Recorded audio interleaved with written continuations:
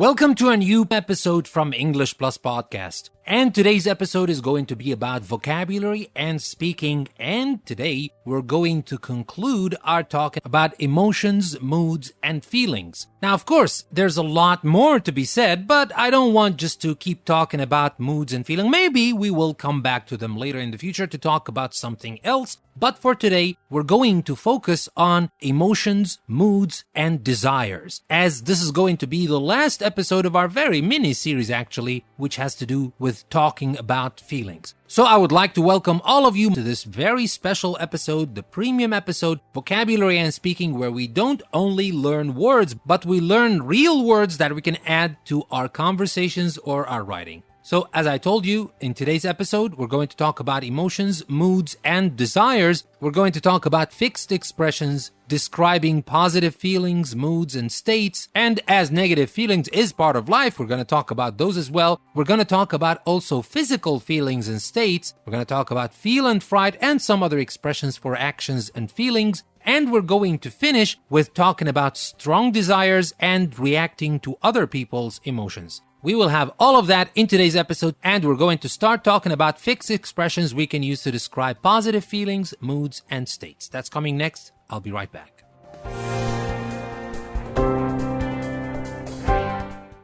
So let's start with positive feelings, moods, and states. Now, remember last time we talked about being on cloud 9 over the moon to talk about those positive feelings, and that simply means extremely happy. Well, we have a couple of more idioms or fixed expressions that we can use to describe positive feelings. For example, we can use in high spirits. Like if we say everyone seemed to be in high spirits on that journey. Well, is it a good thing to say? Are you praising them or are you criticizing them? Well, obviously you're praising them because that means you enjoyed the journey. Those people were lively. They were enjoying things. They were in high spirits. That is an expression that you can add to your expression bank, or as I usually say, active vocabulary bank. But that's not everything. What if you are happy despite having bad things happening in your life? And that happens to a lot of us. And a lot of times we find ourselves in not the ideal situations and sometimes even in very bad situations. And remember what we said last time, a misery gut? We have these people. We have those people who complain all the time, who whine all the time. Yeah, because they have some bad situations. But guess what? This bad situation or bad circumstances or whatever that happened to you happened to a lot of other people. And you look at those people and you don't see them reacting as negatively. On the contrary, some people keep their chin up. That's the expression I want to share with you. For example, she seems to be keeping her chin up despite all the bad things that are happening to her right now in her life. And that's a very good thing, by the way. It's a very good thing not to ignore your problems or just to forget about them or just like to dream that you would wake up the next day and have all your problems disappear. It's not going to happen this way. But even if you want to find solutions to your problems, you need a clear head. And keeping your chin up will definitely help you. So you hear a lot of people say, keep your chin up. When they talk to people who've just had a big problem or something, maybe they were fired from their job, etc., they tell them, keep your chin up. Be happy despite of this bad thing, because trust me, good things are going to happen to you. And unfortunately, I guess we all need to keep our chin up nowadays with all those bad things happening around the world. But for me, I try not to worry a lot about the things I can't change. I just try to worry about the things that I have some control of, and I try to change these things. And maybe part of this difference that I hope to make is through this podcast. And you're definitely helping me achieve that because you're my patrons. So thank you very much for your support. But now, let's get back to positive feelings. We talked about in high spirits and keeping your chin up. What else? When we see someone extremely content, of course we can say extremely content. And remember, if you missed last week's episode, just go back to this episode because we have a lot of different expressions that we can use to talk about extremely happy. So if you haven't checked out this episode yet, just go and check it out after you finish listening to this episode because they're not kind of related, but I'm just saying that we talked about that last time. But we have another expression as well. We can say she or he, obviously, is as happy as can be. As happy as can be. And sometimes they say as happy as Larry. But forget about Larry for now. Even it is used, but not all people will understand what you're talking about. But here when you say as happy as can be, that means extremely content. So, these are some expressions that you can use to describe positive feelings, moods, and states. Well, what about negative feelings, moods, and states? Now, last time we talked about down in the dumps, and that means look depressed or sad when we talk about a person who looks depressed or sad. But we can use another expression as well, and it's very common when we say he or she had a long face. When you have a long face, what does that mean? That means you look depressed or sad.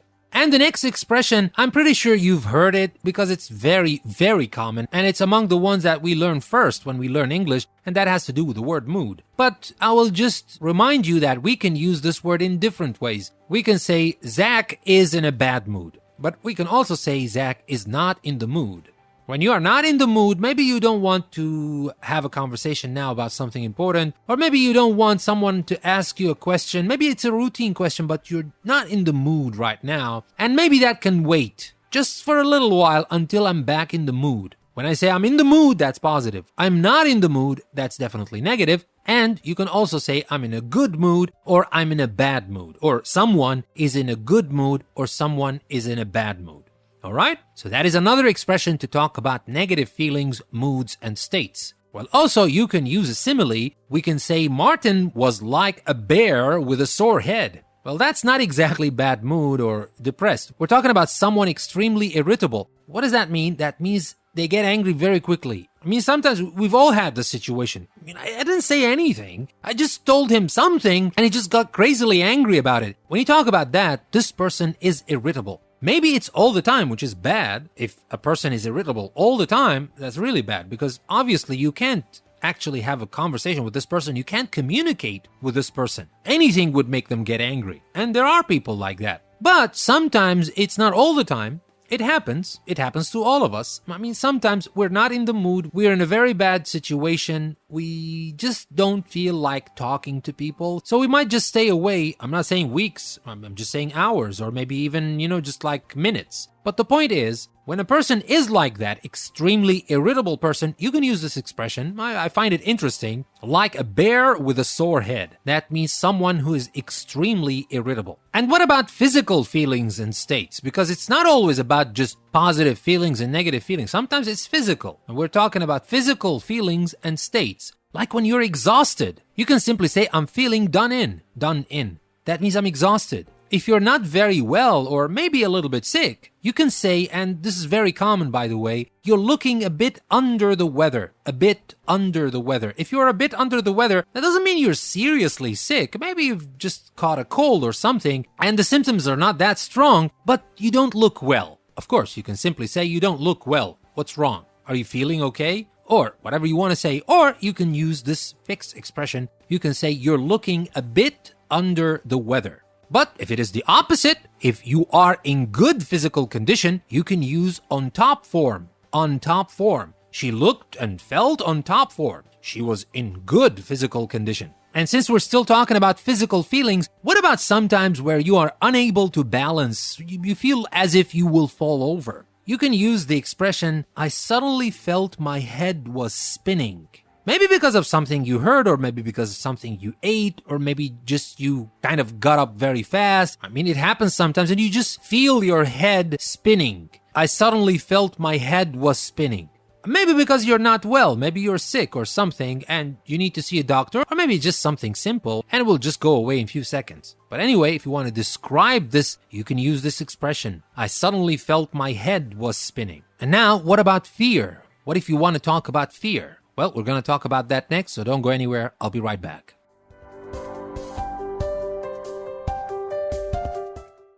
So, fear. What if you want to say that you're very scared? Of course, you can say very scared, but remember, last time we talked a lot about this. We said that you can use extremely happy or very happy or so happy, but don't you have any other words in your vocabulary bank? Sometimes if you want to repeat the words, you can't just go, you can, of course. It's not about you can't. No, of course, you can do that, but the point is, it's not a good idea. It's not good or strong language. If you keep using the same word and the only variation you use is that you add very sometimes to the word. I'm scared. I'm very scared. I'm so scared. I'm not that scared. Of course, you can do that, but it's useful to learn other words that sometimes, like this one, you can say she was scared stiff.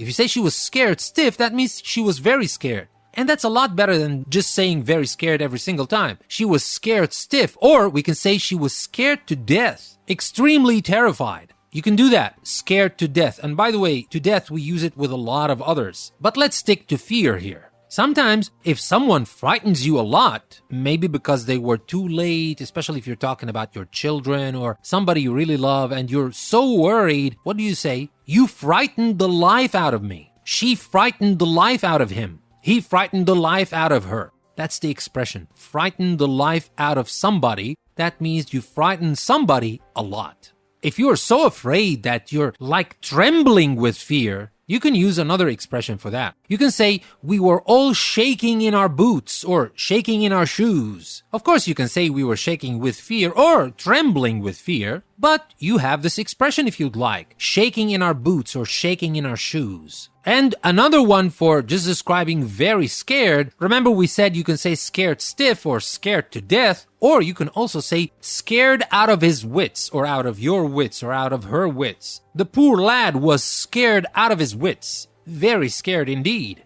Some people get scared when they hear loud noises and stuff like that, and sometimes they even jump because they're scared. And that happens a lot in those video gags that I don't like very much, to be honest. When they try to frighten somebody and these people just give a big jump. Some people do not get afraid that much, but some people give those big jumps because they're scared, obviously. And for this one, we have an expression. You can say, I jumped out of my skin when I heard the bang. I was so afraid. It's not about just flinching. No, it's a lot more. It's to give a big jump. I jumped out of my skin. All right? So that was about fear. And now let's talk about some other expressions that you can use to describe actions and feelings. And for that reason, I chose something from a magazine that has to do with the signs or horoscope. I don't like it very much, to be honest, again, but just for the sake of this exercise, because they keep using those expressions a lot. So for example, say you are Capricorn, and I'm telling you about your sign for today. Don't get carried away by promises not kept. Don't get carried away. This expression is used a lot, and it's very useful. And that means don't get too excited. Now, sometimes it's good to be excited, of course. It's good to be excited. It's even better to be passionate. Because when you're passionate about something, yes, you get excited, but it's not about how you show it. Maybe you don't even care to show it, but you feel it inside of you. You're passionate about something. But let's not just digress and talk about something else. So don't get carried away. You're Capricorn. For all Capricorns who are listening to me, don't get carried away by promises not kept. So don't get too excited by promises not kept. Keep a cool head and take everything as it comes. On the work front, things are looking up. So here, I used actually 3 expressions here. I said keep a cool head. What does that mean? Stay calm. Of course I can tell you stay calm, but that's fancier and that's even better, to be honest. Keep a cool head, it sounds better. But obviously, in regular conversation, people use stay calm a lot more often. So just a note here, when we talk about idioms and fixed expressions, just try not to use them too much. I mean, you can use one here and there, especially if you know for sure that it is appropriate, but don't try to overuse them. Don't get carried away and start using idioms and fixed expressions every single time or every single sentence you want to say or write, because that's kind of unnatural. I mean, people use fixed expressions, but not all the time. But you need to understand them if you see them. Maybe you're reading them somewhere, or maybe you hear someone use these expressions and you need to understand what they mean. Well, let's get back to all of you Capricorns. Keep a cool head, stay calm, and take everything as it comes. So this is another expression. Take everything as it comes. That means deal calmly with events as they happen. Don't worry a lot about things that haven't happened yet, because definitely you will not be able to change anything, and you will not be able to handle anything or to do anything about something that hasn't even happened yet. And maybe it will never happen, who knows? But take everything as it comes. That is an expression. Deal calmly with events as they happen. And on the work front, things are looking up. Things are improving. That's the meaning of things are looking up. And it's not about Capricorns only today, it's also for Taurus. Now, if your sign is Taurus, listen to this. If someone says something that makes you swell with pride and feel on top of the world, enjoy the moment. All right, what does that mean? We have 2 expressions here. Well, feel on top of the world, we already talked about it last time, so you should know that it means extremely happy or very happy. All right, but what about the first one? Makes you swell with pride. Is it a good thing or a bad thing, do you think? Well, maybe these people are hypocrites, but it doesn't matter. If someone says something that makes you swell with pride and feel on top of the world, just enjoy the moment. Regardless of why they told you that. Doesn't matter. Just enjoy the moment. But back to our expression, make you swell with pride. That simply means feel proud or very pleased because of something good that you did. All right? Swell with pride. And that's not a bad thing, by the way. It's okay if you swell with pride, but it's not okay to be arrogant. So these were some expressions, and we still have one more thing that I would like to share with you when it comes to talking about feelings, and that has to do with talking about desires and reacting to other people's emotions. But before I do that, because we talked about some expressions in today's episode and in the previous episode from our Vocabulary and Speaking series, so I would like just to remind you again. I said that a couple of times, but I will remind you again that there's often an element of exaggeration in these expressions. So they make quite strong comments on the situation and often lighten the tone of what you're saying. So, again, remember, use them carefully and use them only in informal situations. Try not to use them in formal situations because they're not usually appropriate in formal situations. All right? So that being said, we are left with one more point I would like to share with you in today's episode, and that has to do with talking about strong desires and reacting to other people's emotions. That's coming next. Don't go anywhere. I'll be right back.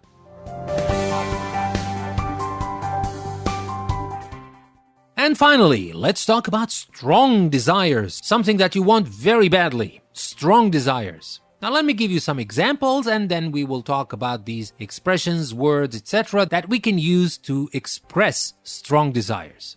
Well, let's talk about pregnant women. Now, pregnant women crave strange things like tuna and banana pizza, for example. And not all of them, not all the times, and please don't take that because I'm a man talking about this, but it is normal. Sometimes, not all the times, sometimes pregnant women crave or have a craving for. So this is the expression. Crave or have a craving for strange things like tuna and banana pizza. When we say crave or have a craving for, we're not just talking about wanting something. Just wanting something. Because otherwise we could use the verb want. But here we used crave. And that means want very strongly. If you want something very strongly, you can say you crave this thing or you have a craving for this thing. And we can use the word thirst. And here let's talk about young children. Now, young children often seem to thirst for knowledge. So to thirst, you see, we use thirst here as a verb. To thirst for knowledge, or we can say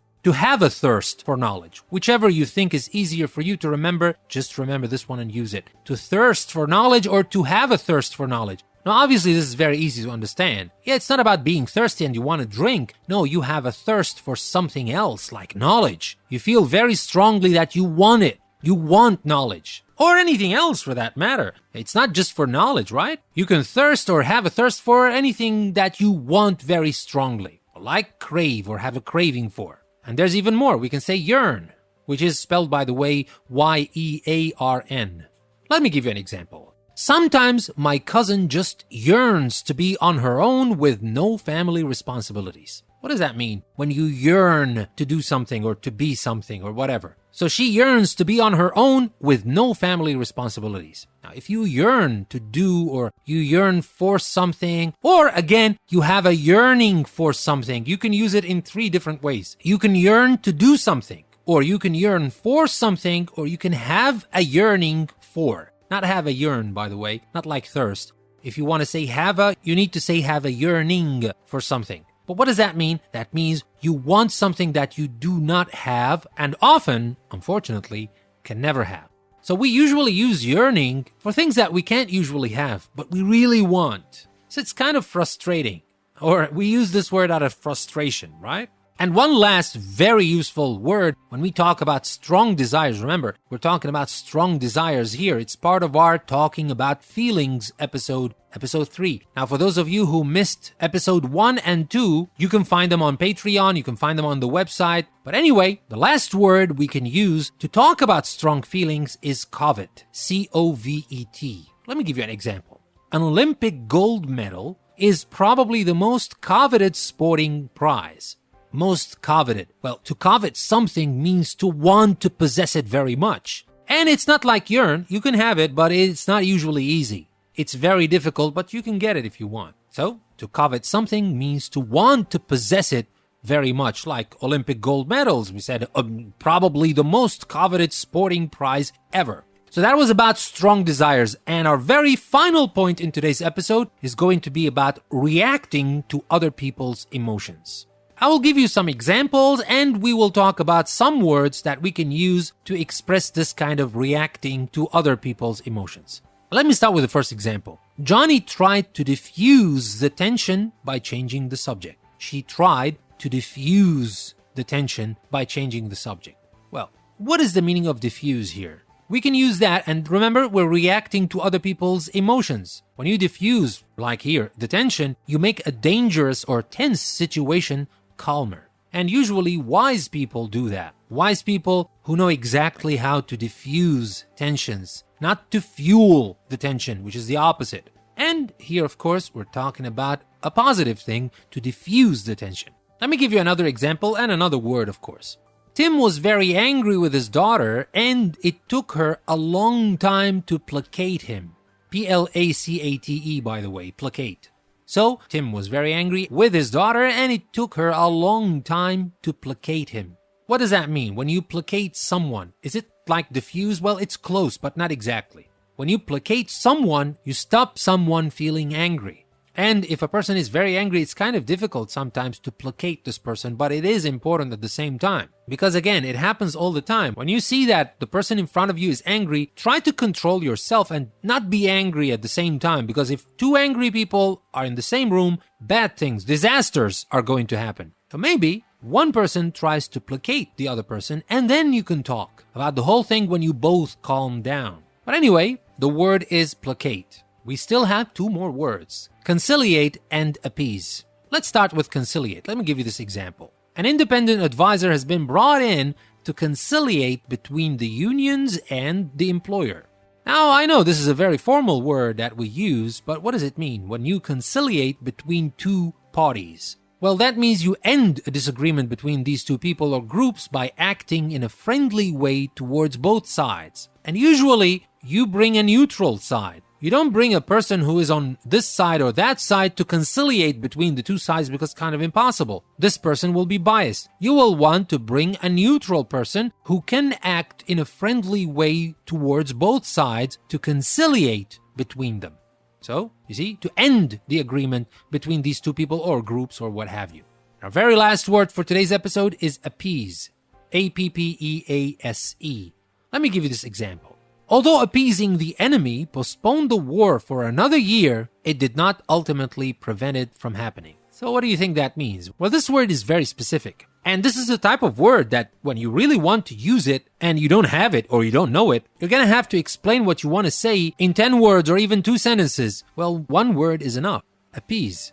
So what does that mean? Well, when you appease the enemy, like in this example, you end a disagreement by giving the other side an advantage that they are demanding. Now, we don't usually use this word in a positive way. When we say diffuse, placate, and conciliate, these are positive words. We use them in a positive way, but not appease. Because when you appease someone, that means you do exactly what they want you to do. You don't hold your ground. You don't negotiate. You just give up what's usually yours, just to make them feel happy. Yeah, to end the disagreement. And a lot of people do that. It might not be as serious as a war or something, but most of the time it's because they don't like confrontation. They don't like to confront other people, so they just do whatever these people want because they just don't like to confront these people. Well, sometimes it might be a good idea. I would have to say even very few times. But most of the time, you need to stand your ground. You need to defend what's yours, especially at work or whatever, even sometimes at home. You can't just appease everyone because you will never be able to appease everyone. Everybody wants something different from what you want. And if you keep doing what they want, guess what? You're living other people's lives. You're not living your own life.